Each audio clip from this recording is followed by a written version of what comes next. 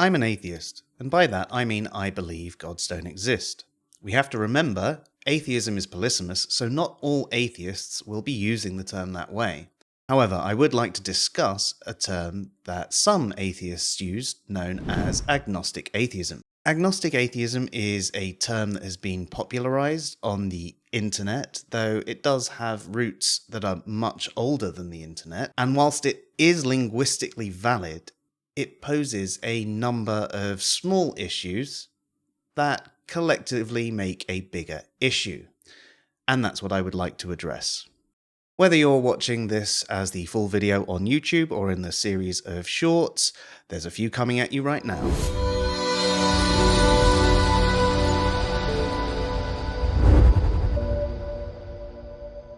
Many agnostic atheists will say they don't claim to know if any gods exist or not, they just don't believe in them, whilst maintaining they don't hold a positive belief gods do not exist. This seems to operate the same position as an agnostic.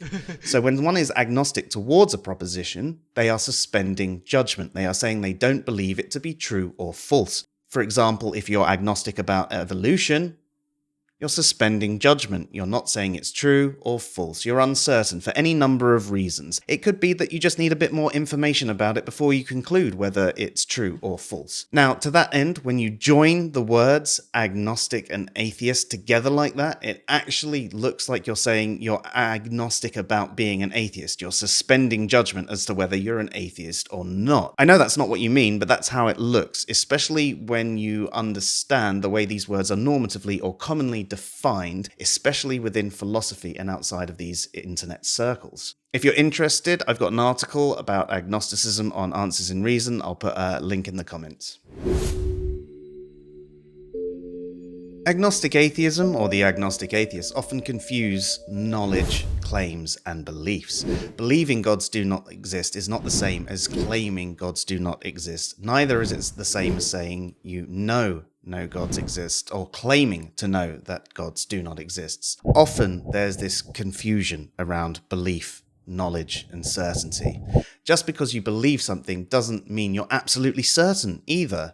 You could be relatively certain, and you're not necessarily making the claim that it's definitely the case. It's just showing a certain level of psychological strength. I believe gods do not exist, with varying levels of certainty about different god claims. There might even be specific claims that I will say I know are false due to their contrary nature. If there is a logical contradiction, then it is obviously impossible. But simply stating I believe gods do not exist is not imparting that information onto anyone else. It's just saying I think it's most likely that gods do not exist. And that's it. The agnostic atheism position can lead to either a contradiction or special pleading. If atheism is only a lack of belief in God existing, then we have to allow theism to be defined as a lack of belief in God not existing, at least to prevent special pleading. So special pleading is when you're holding people to different standards, someone to a different standard to your own. So if you're telling someone to check the science on something, but you won't check the science on it yourself, you're special pleading. And the same can be said for the way you're defining atheism. If you do not allow someone to define theism that way, then you would be special pleading. But what about the person that actually lacks belief in God existing and lacks belief in God not existing? This is the classic agnostic position I was talking about, and what many agnostic atheists seem to hold. It ends up with a contradiction, doesn't it? Because you end up with a theistic atheist or an atheistic theist. So again, we've got a problem with the language. A theist will affirm the proposition gods do not exist. So they will believe God exists and not believe God doesn't exist. The classic atheist position would be denying the proposition. They believe God does not exist, and they don't believe God exists. And the agnostic, or someone suspending judgment, is not believing God exists and not believing God does not exist. So if atheism is literally not believing gods exist and theism is not believing gods do not exist, then the agnostic atheist, or anyone suspending judgment, is both a theist and an atheist. There's a lack of consistency with agnostic atheists and what they mean by that term. Both agnosticism and atheism are polysemous terms, and this carries over to agnostic atheism. Some might be using it in the sense of hard agnosticism, which is the claim that no one can know whether gods exist or not, and with some form of atheism, any kind, usually the don't believe kind. And some take direct translations of the roots without understanding how they were actually used, so they might end up with a position that was something like without knowledge, without gods, or something like that.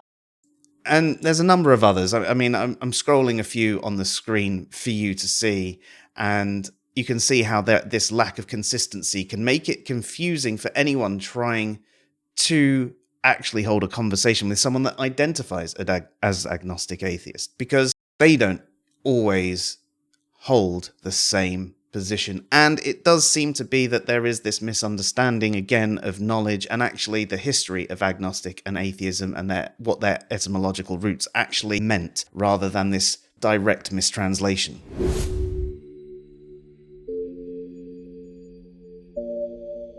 There's a general misunderstanding of how the term agnostic came about and how it's actively used today outside of the circles of people who use the term agnostic atheism. They will often make claims like agnosticism only deals with knowledge and things like that, but it doesn't only deal with knowledge. That's just how you happen to be using it. Agnostic was originally coined by T.H. Huxley as a response to both theists and atheists of his times that acted like they were Gnostics. Now, Gnostics were Christians that claimed to have special knowledge of God. Huxley felt that both the theists and the atheists of his time were far too arrogant and certain in their positions, and he wanted to create something that separated him from these two sort of paths. So he created a label that described how he was, as Gnostic was how people having special knowledge of, well, agnostic is someone who doesn't have that knowledge of, and he is suspending judgment. And he described agnosticism as the epistemological principle in which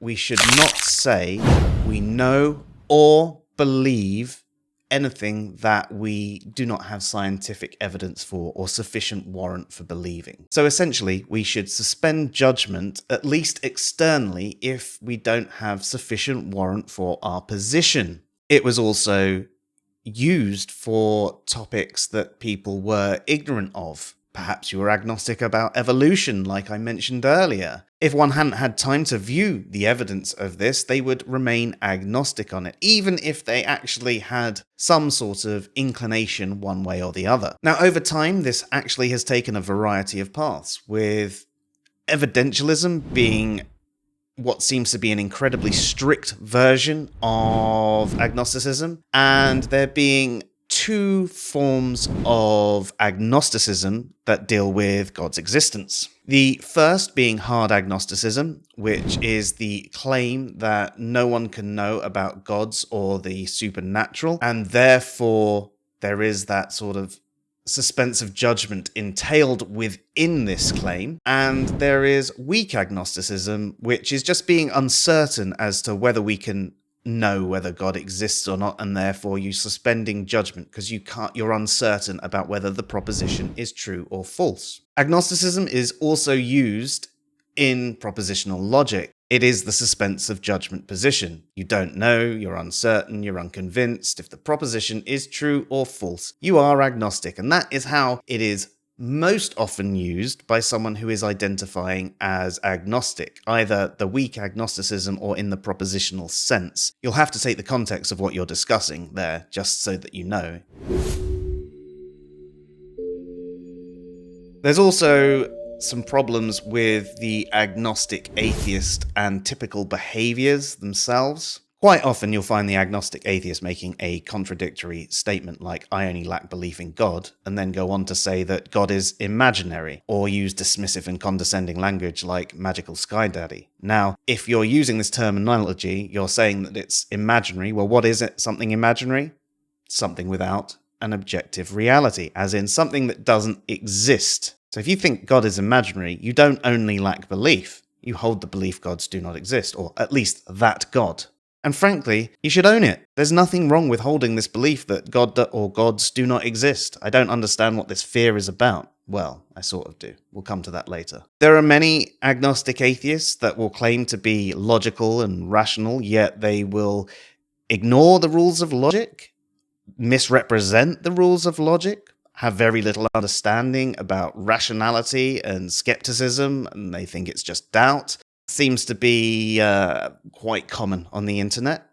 So speaking of skepticism, they'll claim to be skeptics without even knowing much about skepticism. They'll only see skepticism as doubt, when actually there's a variety of different forms of skepticism and how it should be applied. And they will also only see skepticism as something that happens to other people, rather than frequently applying it to their own beliefs. Even things that they have reached through a good skeptical process should be reassessed from time to time. You'll find many of the agnostic atheists online getting in these heated arguments, and they'll just reel off fallacies and often get them wrong. It's like they're playing fallacy bingo, and that's their win, it's their score. You've done this fallacy, you've done that fallacy, rather than actually engaging in a decent conversation. And they often get them wrong. And when you point out that maybe they've got this one wrong, or perhaps they should actually try and explain what the person has done wrong rather than just point out a fallacy, they might other you and claim that you're a theist or something like that.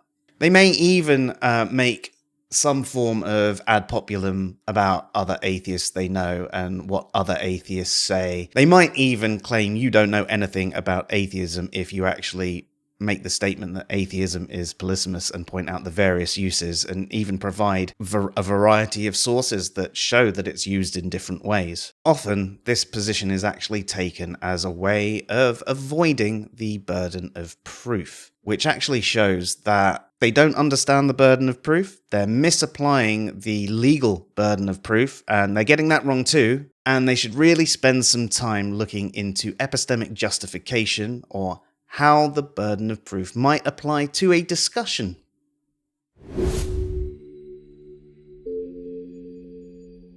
The term agnostic atheism is actually superfluous, especially if you're using the terms like this. If you say atheism, or being an atheist, is lacking belief in gods, you're perfectly within your right to use it that way.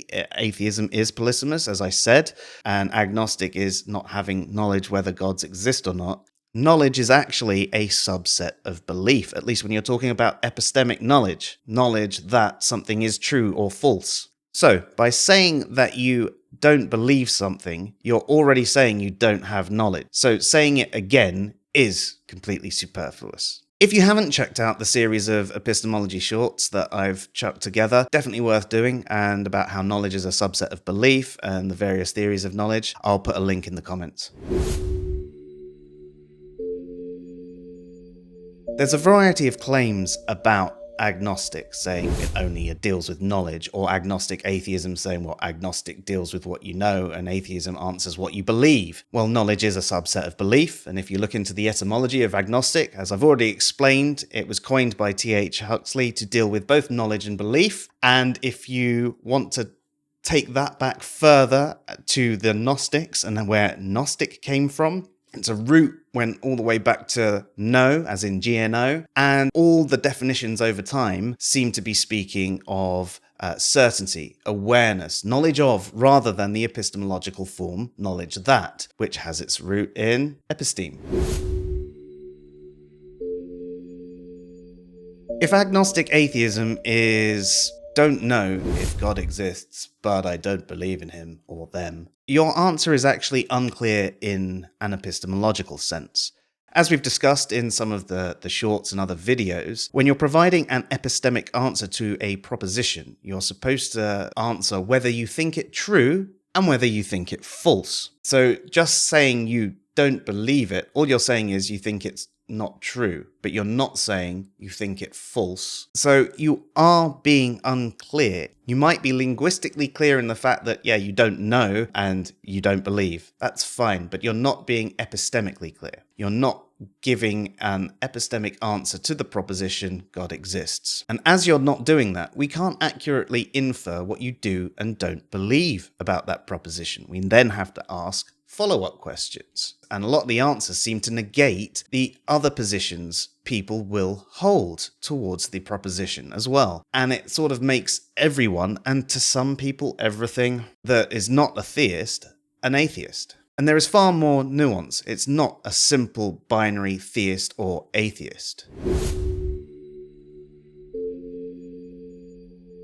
It's often said by the agnostic atheists that they hold this label because they are open to changing their mind, and other atheists that are not agnostic atheists are not open to changing their mind. They're not certain, but they will change their mind if presented evidence. But certainty doesn't mean that you're not open to changing your mind. A good skeptic will always keep checking themselves and the evidence that is provided to them, regardless of how certain they are. Even if a skeptic feels absolutely certain about something, if someone presents something to them, then it would be, oh yeah, I'll look into that. And they will change their mind if that evidence, whatever it is, has convinced them of a different position. But another point to actually make here is when you try and have this sort of conversation with any agnostic atheist, they're not open to changing their mind on agnostic atheism at all, or even the polysemous nature of atheism, agnosticism, or how some of these statements that they make are completely unclear, how they might be contradicting themselves. They're sort of caught in this bubble where they are very certain of their position and they're not open to changing their mind. So perhaps that's why they think other people who are certain about things will not change theirs.